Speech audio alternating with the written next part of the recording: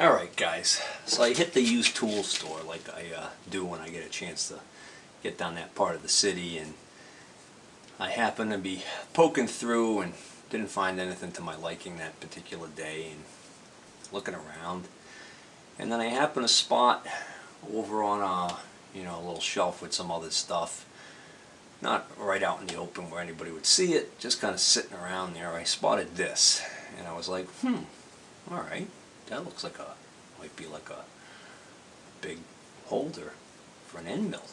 So and actually it's a shell mill holder. You can tell because it's got the lugs right here to engage the shell mill, and then there's a threaded hole here, so the shell mill would sit on there, and then there'd be a bolt to hold that on. And it looked like it was in really good shape, but had these unusual lugs. So I looked at it and I could see it said Quick Switch on it. Quick spelled K-W-I-K, which Quick Switch is I guess it's an industry standard. I don't know who invented it, but this one happens to be TSD Universal 80436. So I knew this probably would have a value of a few bucks anyways on eBay. And being that it was sitting there, I ventured to guess that maybe, the tool store owner might not even know anything about it until he researches it. So, and didn't know if he had.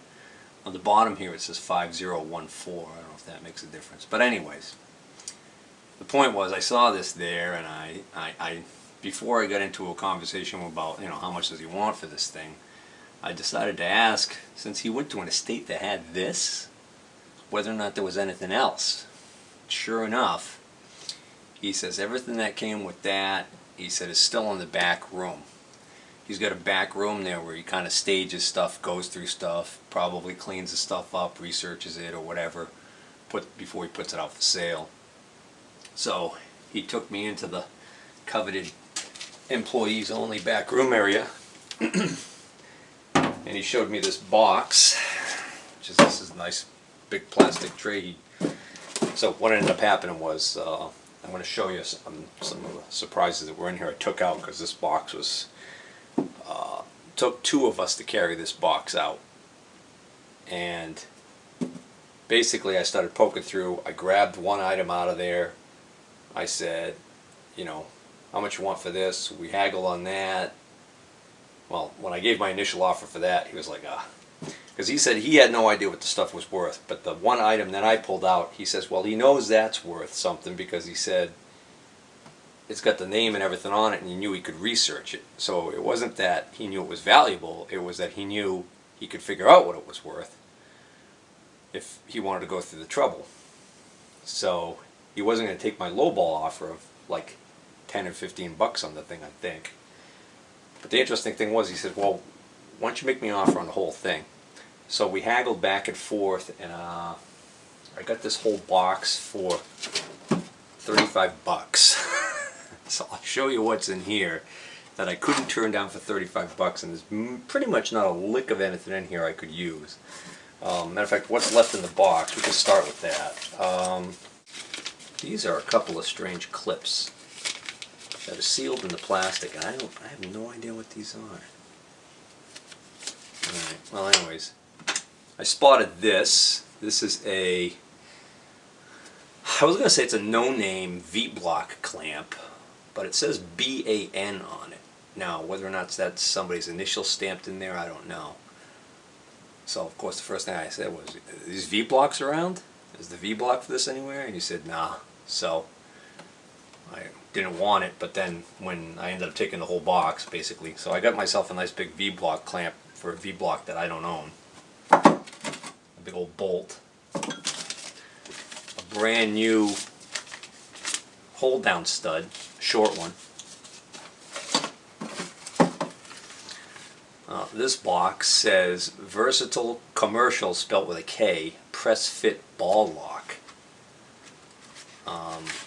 So what this is,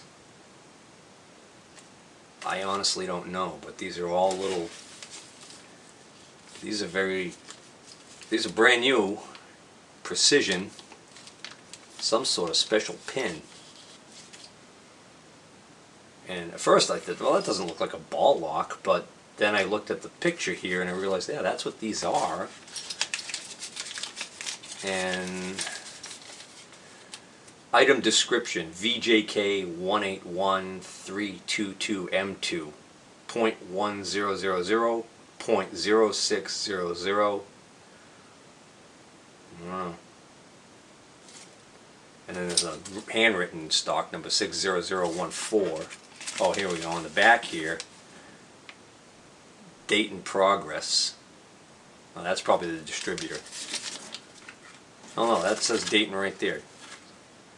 So these are Dayton Progress commercial press fit ball locks. Looks like we're going to have a trip to eBay to figure out what those are. Oh, alright. Versatile, the ultimate precision, quality, and variety in headed punches and matrices. Oh, okay, so these are punches. That makes sense. Ball lock, complete selection of standard, quick precision, true position, change punches, matrices, and interchangeable retainers. Max Life die springs. Alright. Look at this. This looks like motorcycle parts the way these are carded. These are Pivot Punch Corporation. Quantity of 8. Well, little punch pins, I guess.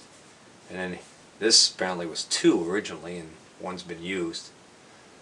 Same thing, little punch pins. I don't have a punch, so I'm on eBay. Hopefully. This is kind of, I bet you the guys who know are going to take one look at this and can guess what I ended up getting in this box. This is a little plate that says, what the heck does that say? 3. Oh, I bet you that's a 3-inch diameter hole. There's another plate.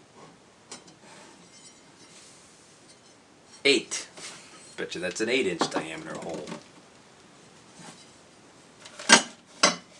Anybody know what these are for?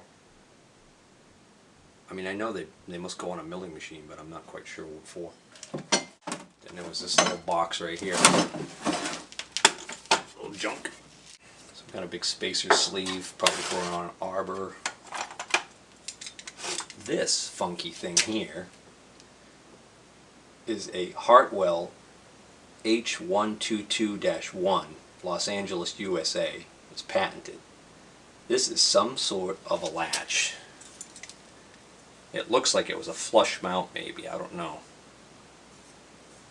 But push this and it makes this hook spring up.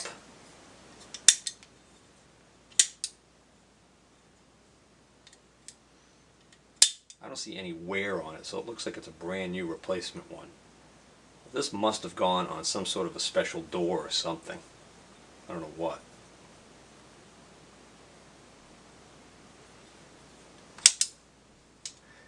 It springs up with some force. And it just has a look like it's a flush mounted thing, but then what's the hole for? Maybe a countersunk screw? I don't know. Oh, another one of these little pads.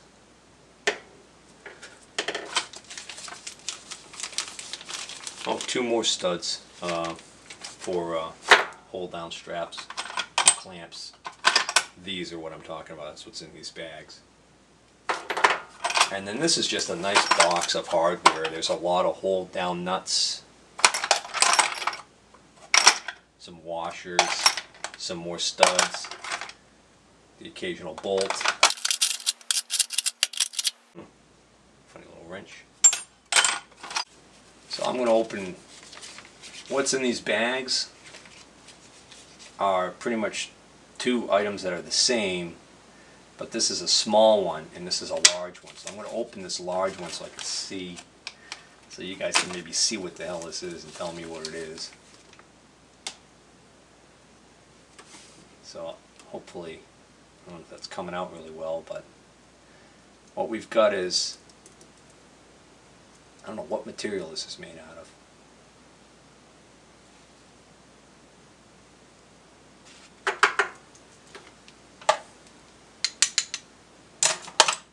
I'm not even positive that's metal. We got two half-shaped cutout sections on this rectangular block, and then something obviously goes in those sections and is held down with two screws. Now, if this was with just any old stuff, I would not even have a faintest idea what this is. But the fact that this was with all of this other machinery, machine shop stuff, I'm wondering whether or not this is a holder for some sort of a cutter. And is it possible that there's a carbide insert that sits in here and here, and that this somehow is clamped into some holder on a CNC machine? Or is this something completely different that has absolutely nothing to do with machining and it just happens to be in this box with this other junk? There are no markings, no part numbers on this whatsoever. So I'd really like a little bit of help. If you guys know what this is, please comment. Speaking of comments, last night I posted the video about the 30 draw Steelmaster cabinet that I bought with contents, and that video I titled it "The Cabinet Buy" because I didn't know what else to call it, and that's going to make it hard for anybody to stumble upon, I thought, you know. And I think what's happening is I'm thinking that people are finding that, expecting something else, and then getting disappointed, because that is on pace to be setting one of my own records, and not one I'm happy about, but the most thumbs down.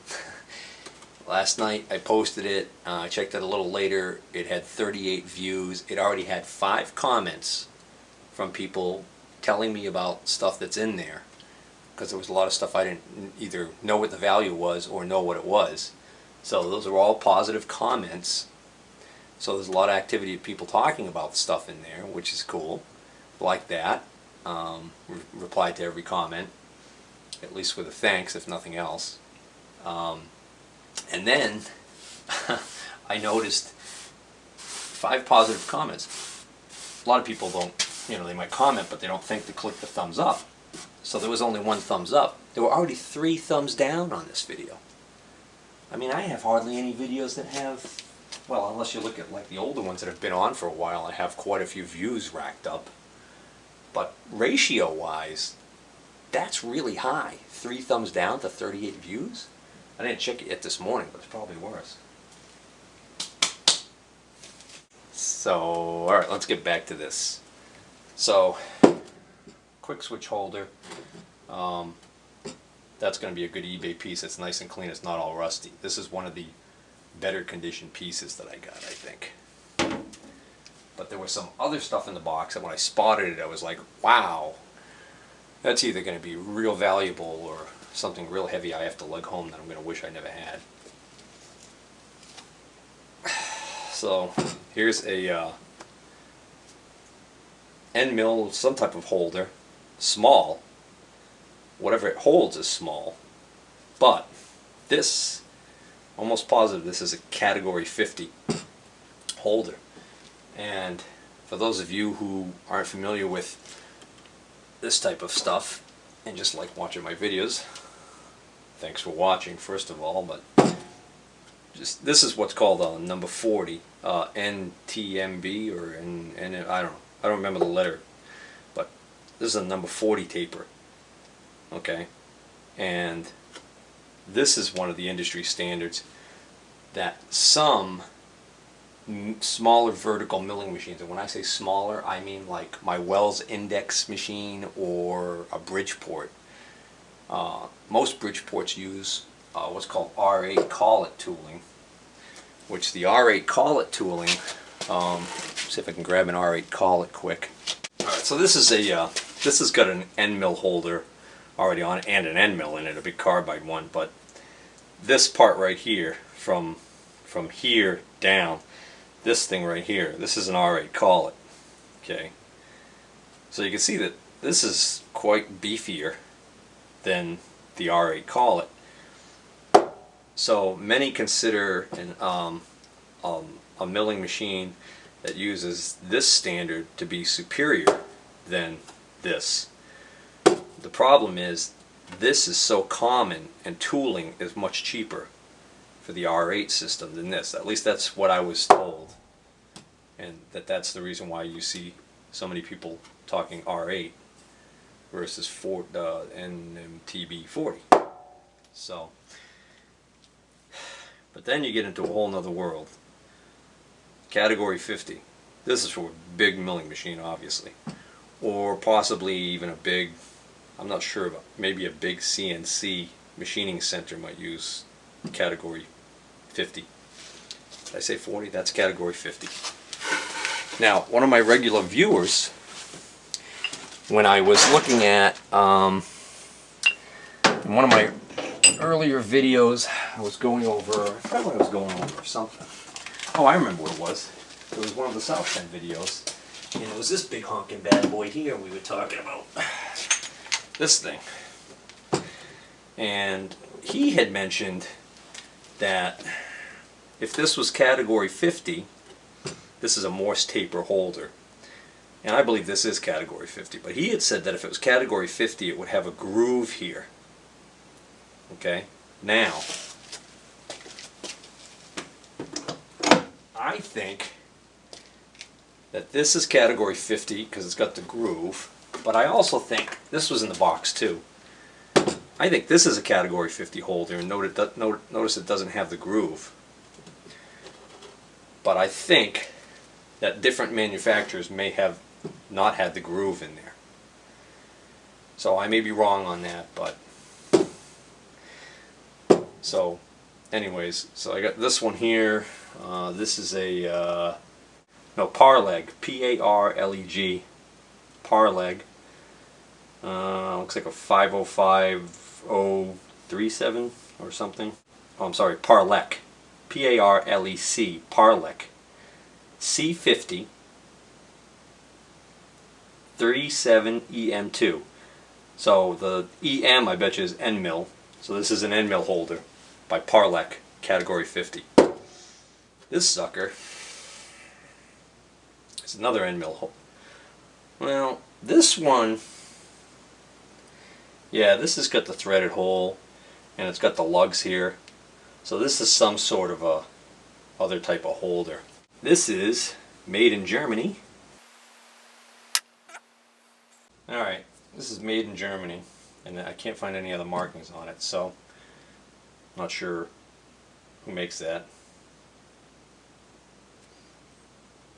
This has also got this unusual... Alright, I should back up a second. So these big category 50 holders, these typically are drawbar, holds this in, and so this is a big threaded hole there. This one has the hole like a drawbar, but it's got this thing threaded into it. It doesn't seem to thread into that one, so I think it's a different thread maybe, I don't know. But it's got this thing, it's got this weird deal on it.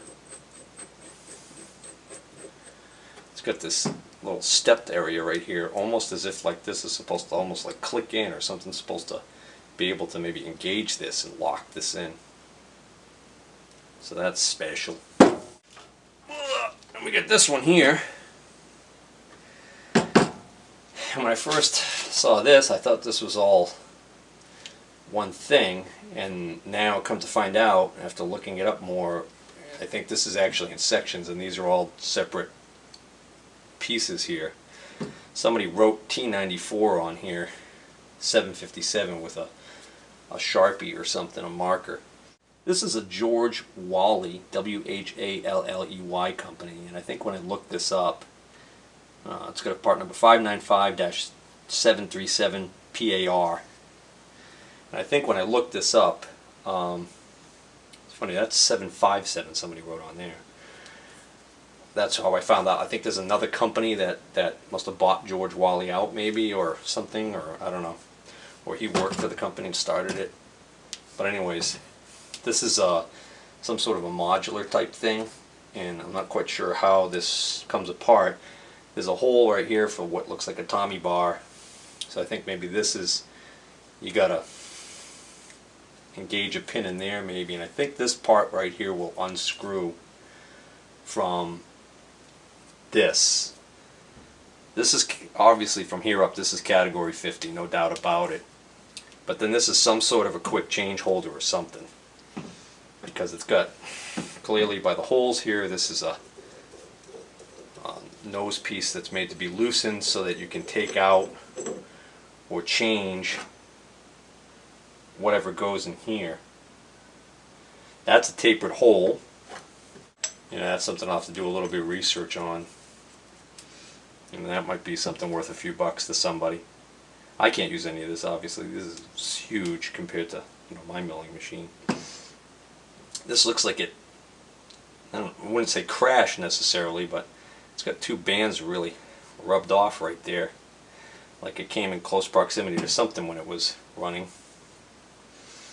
But overall it doesn't look damaged. I'm probably going to sell this just as an assembly as it is, because I don't think I want to mess around with trying to take this apart not knowing how it goes together. But it'd be interesting to figure out how to list that. So ironically, the thing I first spotted in the box that I pulled out was made a lowball offer on, and he passed on. But then when I ended up buying the whole box, it came with the whole box, is this right here. This is caught my eye. So this is a Morse taper on this end, and this is a Wickman Thomson, Thomson is the spelling on this, of Greenock, Scotland. High-speed precision tapper.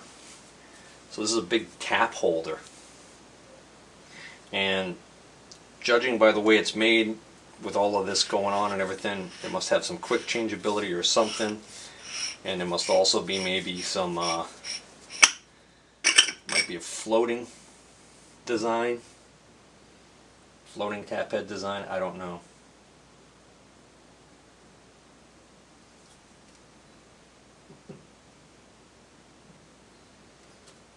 I tell you what, I think this is broken. I don't know, it's weird. I'm looking down in this hole, and what I'm seeing is, looks like a lot of death and destruction. There's like a whole area gouged out over here. Or is that just grease? I don't know what that is. This has obviously got some sort of a slip clutch mechanism to it. So that I guess when you're tapping along, if the tap gets stuck, this will start giving maybe, I don't know. And there's a chart on the side here. This might end up being scrap. Down inside here where I had that apart, the camera's never going to show it, but it just looks like there's something, like this big chunk of metal missing. I don't know. Maybe somebody's got one of these and can use part of this for parts, because this bottom section looks okay. But anyways, that's what this is. Big giant tap head. So I wanted to take a chance on this for like 10 or 15 bucks.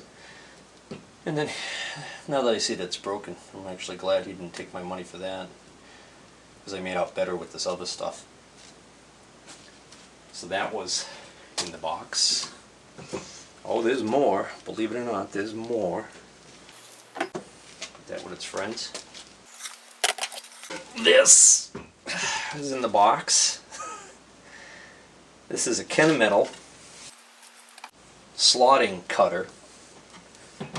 This is a KS1216-TP4. I think this is a 12-inch cutter. Haven't been able to find any used ones of these that sold on eBay to get a price on them other than the 8-inch ones.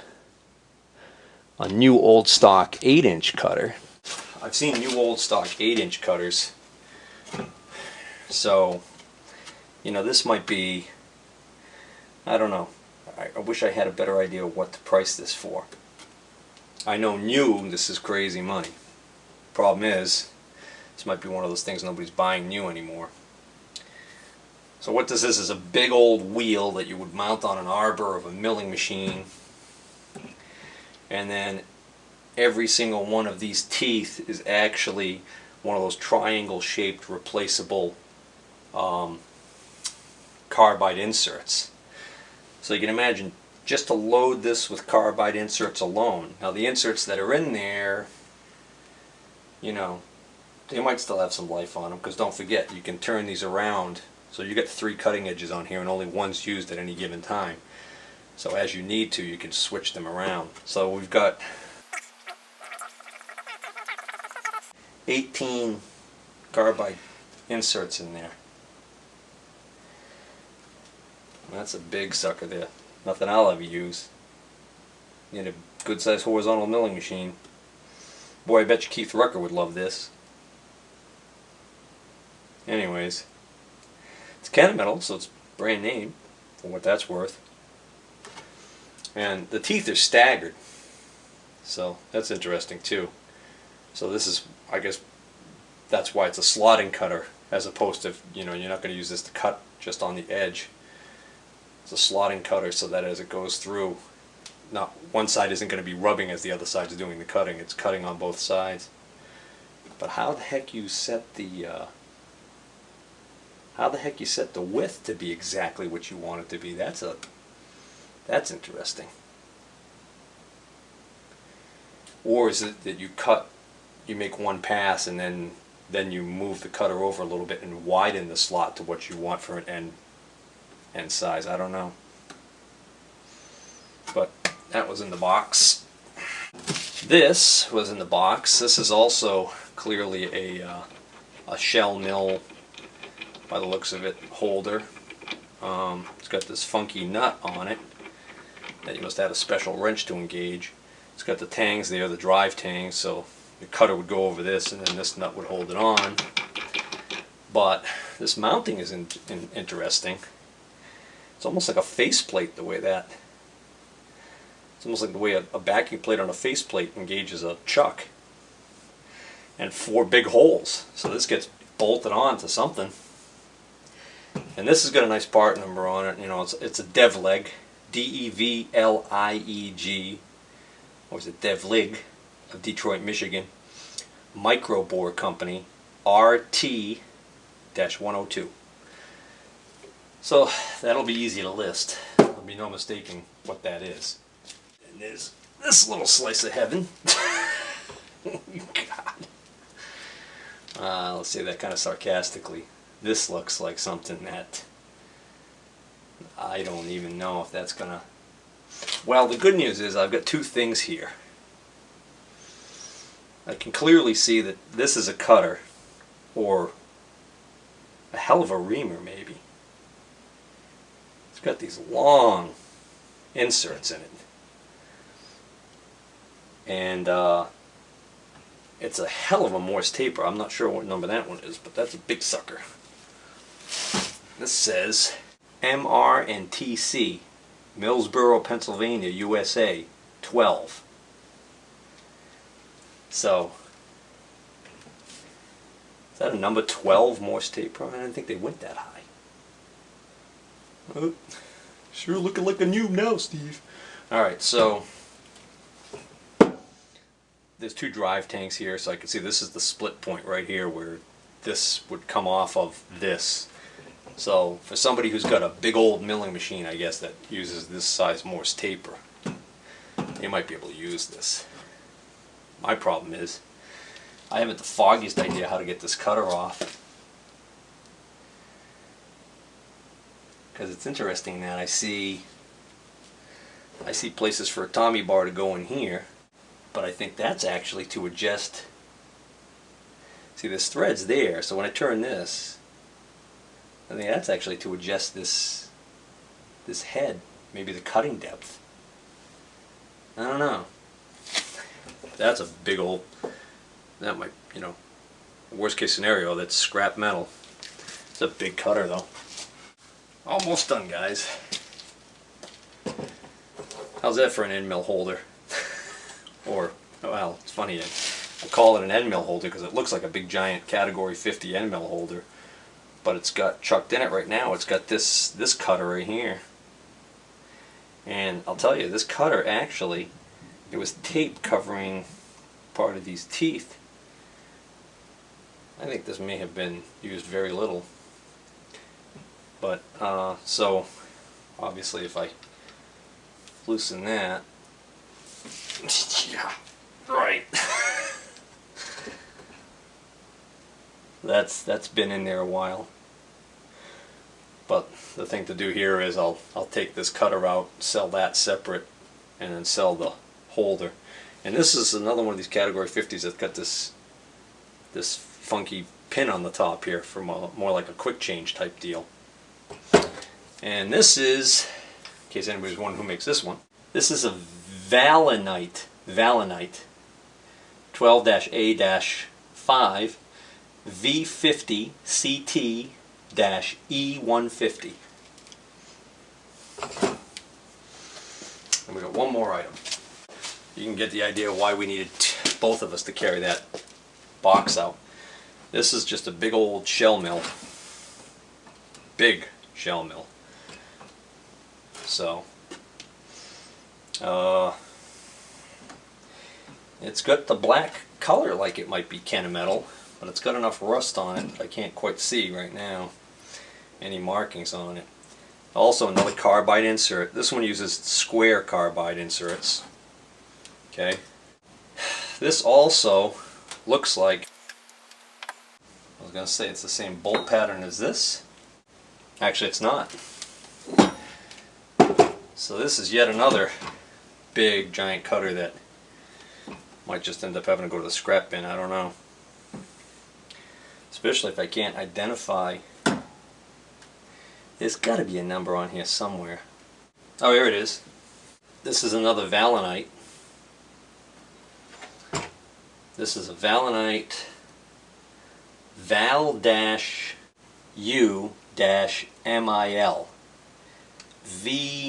VUC 8008R D-X.